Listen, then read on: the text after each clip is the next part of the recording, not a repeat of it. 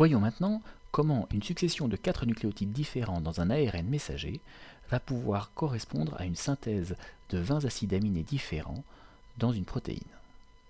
Pour ça, il faut un système de correspondance du message sous forme de nucléotides à une succession d'acides aminés. Or, pour faire correspondre 4 nucléotides à 20 acides aminés, il faut mettre en jeu plusieurs nucléotides pour un seul acide aminé. Si nous n'avions que 2 nucléotides pour 20 acides aminés, nous n'aurions que 4 x 4, soit 16 possibilités, ce qui est insuffisant. Il faut donc recourir à 3 nucléotides différents pour obtenir 16 x 4, soit 64 possibilités différentes, ce qui est suffisant, voire trop, pour les 20 acides aminés différents. Cette correspondance s'appelle le code génétique. Le code génétique se lit par colonne. D'abord, c'est la première lettre du codon, la deuxième lettre en haut et la troisième lettre sur la dernière colonne. Par exemple, ACG se lit A, puis C, puis G, c'est donc de la tryptophane. Le tryptophane se code aussi par ACA, ACC ou ACU. C'est donc que le code est redondant. Par contre, il n'est pas équivoque, un même triplet donne toujours le même acide aminé. Ce code est universel, c'est-à-dire qu'il va permettre, si on avait un ARN M d'eucaryote, de le lire de la même façon chez un prokaryote. C'est un argument très fort en faveur d'une origine commune à tous les êtres vivants. Mais pour assurer cette correspondance entre une succession de nucléotides et une succession d'acides aminés, il va falloir un système qui est lui-même assuré grâce à un autre ARN, l'ARN T, l'ARN de transfert. Cet ARN de transfert correspond bien à un ARN classique avec un pôle 5' replié et un pôle 3'. Mais à l'extrémité de ce 3', il y a un site de fixation vers un acide aminé.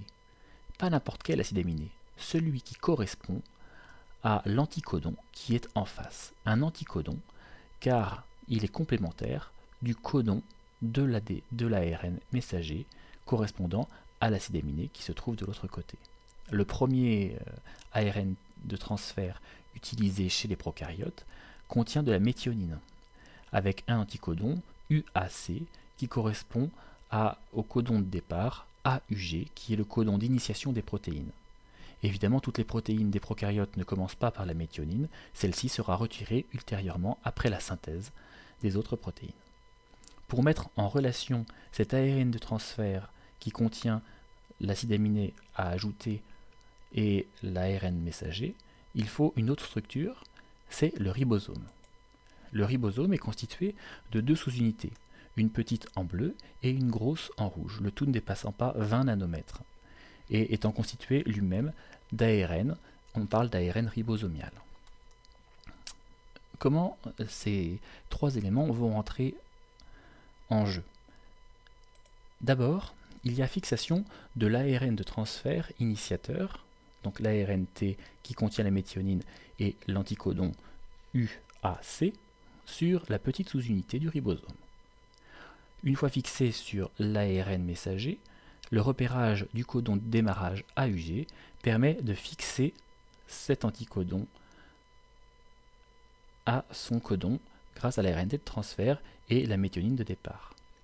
Une fois ces 3 éléments fixés, ARN, petite sous-unité et ARN T, la grosse sous-unité vient coiffer le tout et place l'ARN T dans le site P, c'est-à-dire le site P comme polypeptide ou protéine, c'est-à-dire plusieurs acides aminés successifs, alors que le site à côté, le site A, correspond à un acide aminé qui va être amené par un ARN de transfert.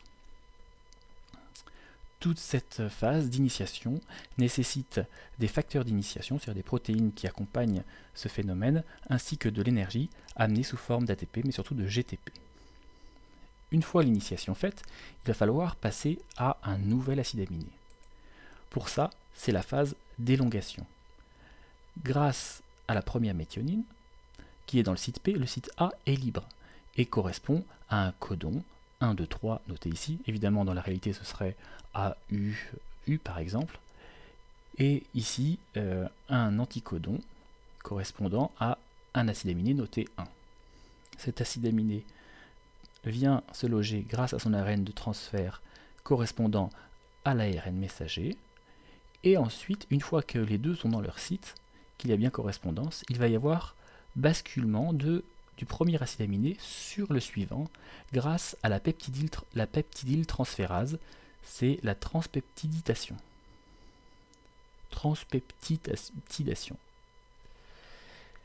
Une fois que la synthèse, ici la liaison peptidique, s'est faite entre les deux acides aminés, il va y avoir translocation, c'est-à-dire décalage du ribosome au codon suivant. Une fois passé au codon suivant, notre polypeptide à deux acides aminés est passé dans le site P et a libéré le site A. Ce site A va pouvoir accueillir l'anticodon suivant porté par l'ARNT qui porte aussi le deuxième acide aminé. Le premier polypeptide va être alors soudé au deuxième grâce à la peptidyltransférase et ainsi de suite et former un cycle jusqu'à N acides aminés jusqu'au moment où il va y avoir un facteur de terminaison qui va se mettre en place ou un facteur de libération. Le facteur de libération vient se placer dans le site A lorsqu'il trouve le codon UAA ou UAG ou UGA qui sont des codons stop. À ce moment-là, le polypeptide qui a été synthétisé est libéré et les deux sous-unités du ribosome se détachent, libérant aussi l'ARN messager. L'ARN messager peut être repris par un autre ribosome et resynthétiser une protéine, ou bien être dégradé par la cellule elle-même. Voici ce que ça peut donner en animation. À l'intérieur du cytoplasme, on a ici une succession de nucléotides d'un ARN messager. À ce moment-là, il va falloir que la petite sous-unité du ribosome retrouve la séquence AUG. Voici le ribosome avec la petite sous-unité et la grosse sous-unité et les deux sites de la grosse sous-unité qui sont le site P pour polypeptide avec plusieurs acides aminés et le site A pour acide aminé quand il n'y a qu'un seul acide aminé transféré par ici un ARN de transfert qui code pour la méthionine, le premier acide aminé des prokaryotes. L'anticodon à l'opposé de la méthionine correspond à AUG, le codon de départ des prokaryotes. Une fois le codon de démarrage repéré, la petite sous-unité fixée et l'ARNT de transfert complémentée, la grosse sous-unité du ribosome va se fixer dessus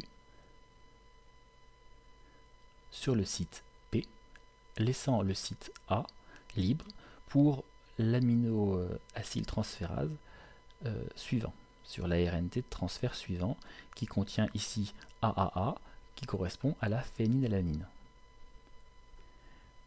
Du coup, grâce à la peptidyltransférase qu'on ne voit pas ici, il va y avoir une liaison peptidique entre la phénylalanine et la méthionine. Puis, l'ARN de transfert vidé de son acide aminé s'évacue. Il y a translocation, décalage du ribosome pour passer du site A au site P, libérant un nouveau site A pour un nouvel ARN de transfert qui porte un tryptophane. La peptidyltransférase va transférer le polypeptide de départ sur le tryptophane qui possède maintenant 3 acides aminés. Translocation au site suivant, jusqu'à ce qu'un facteur de libération vienne prendre la place correspondant à un codon stop, ici UAG. Ça permet de libérer la protéine, de séparer les facteurs de libération et les ARN T vides, ainsi que les deux sous-unités du ribosome, et laissant ainsi l'ARN messager capable d'être soit dégradé, soit servir à nouveau à une synthèse.